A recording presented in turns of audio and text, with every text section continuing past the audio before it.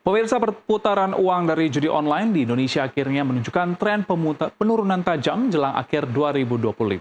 Kepala PPATK Ivan Yustivandan mengungkap nilai transaksi judi online per Oktober 2025 tercatat 155 triliun rupiah, turun 56,82% dibanding total transaksi sepanjang 2024 yang sempat menembus 359 triliun. Tak hanya transaksi nilai deposit, pemain juga anjlok setengahnya dari 51 triliun rupiah di tahun lalu menjadi 24 triliun rupiah sepanjang 10 bulan pertama tahun ini. Penurunan terjadi berkat aksi besar-besaran pemblokiran rekening dorman sejak Mei hingga Agustus 2025 yang selama ini kerap digunakan untuk transaksi judi online dan pencucian uang. Ivan menegaskan tanpa langkah tegas lintas lembaga perputaran uang judol bisa saja melonjak ke 1.100 triliun rupiah di tahun ini.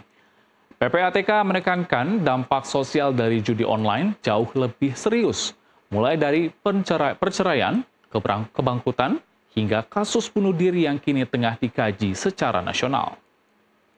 Tidak bikin mereka tobat.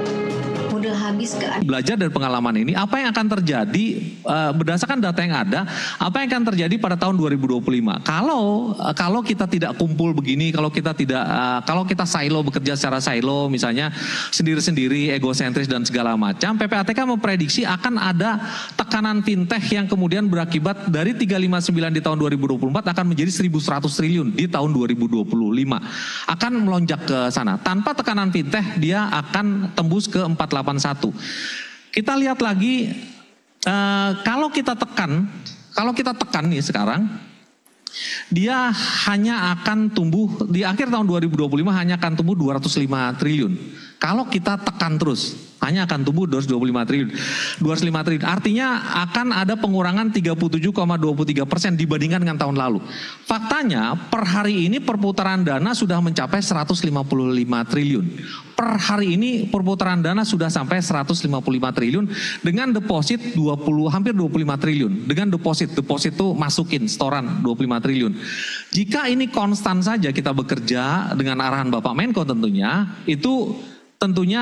kalau per hari ini 155 triliun, tinggal 2 bulan lagi sampai Desember, itu kita bisa tekan di bawah 359 triliun dibandingkan dengan tahun lalu. Itu bisa kita tekan, insya Allah bisa kita tekan. Tapi kalau kita lose sedikit, itu akan melonjak. Kalau kita nggak tekan, lalu kemudian ada tekanan fintech, itu akan melonjak sampai 481, which is menjadi lebih tinggi dari tahun sebelumnya.